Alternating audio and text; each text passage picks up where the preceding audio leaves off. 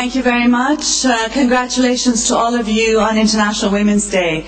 I'm not like Ayan Hershey Ali. I don't have any parliamentary elections to go back to, but I do have a little baby boy that I'm feeding, so I will have to leave after this speech. I hope you can forgive me, but I will get all the lowdown on what happened afterwards from my colleagues. On International Women's Day, March 8th, we are here to commemorate Khatun.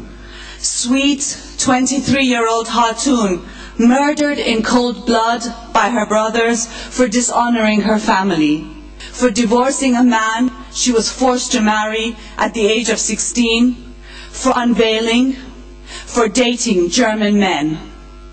Some boys discussing her death put it clearly: she deserved to die. The whore lived like a German. To her brothers, to Islamists, to the political Islamic movement, that is all that she was.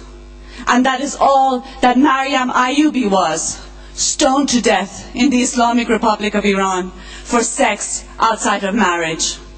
And that is all that sweet 16-year-old Atif Rajabi was, by the Islamic Republic of Iran, hung in a city square for acts incompatible with chastity. Sometimes it takes a Khatun, a Maryam, an Atefe to outrage us and move us into action. I suppose it is easier to understand one woman than millions. Her refusal, her resistance, and the barbarity of the Islamic justice that was meted out against her.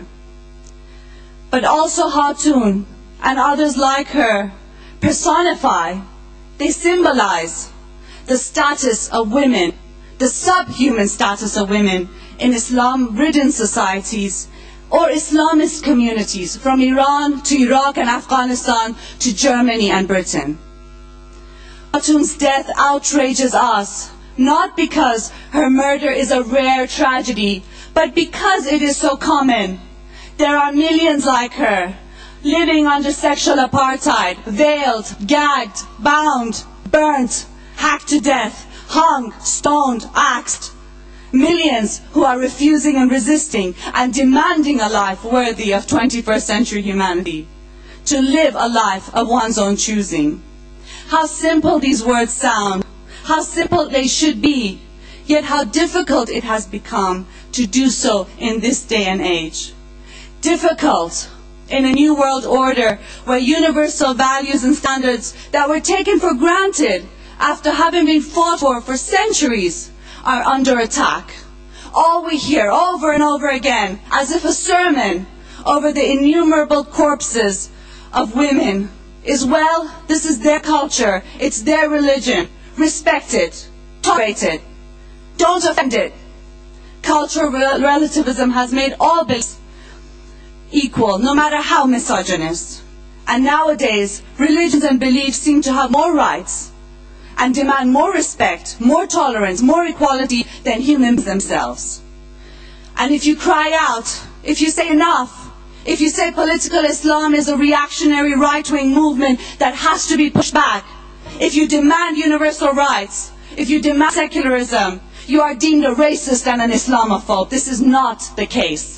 Of course, we must respect humanity and human beings, but not all beliefs are worthy of respect. Also, criticizing a belief, the political movement that's associated with it, has nothing to do with racism. It has everything to do, though, with being the immediate necessity of our times. How many more Khatuns, how many more Maryam Ayubis, how many more Atif Rajabis before it is stopped? How can it be stopped? Definitely not by respecting it, not by tolerating it. Imagine tolerating and respecting fascism and Nazism. Would that have gotten rid of it? Not by promoting separate rights and different standards for different people, whether they live in Iran, Iraq, Afghanistan, or here in Germany and Britain or Europe. Definitely by promoting universal standards for all, universal rights for all. They were fought by progressive humanity, by the left, by the women's movement, by socialists. They belong to everybody. and definitely not by chipping away at secularism, which is in fact a basic minimum now, and not by giving religion more and more access and power to the social sphere.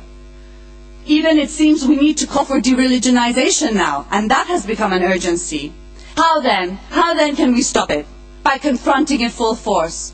Reaction throughout history has never been pushed back by appeasing it, by excusing it, by tolerating it, by respecting it.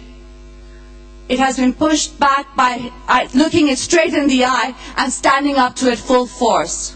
We have to confront political Islam full force, uncompromisingly, shamelessly, with no ifs and buts. Enough is really enough. Thank you.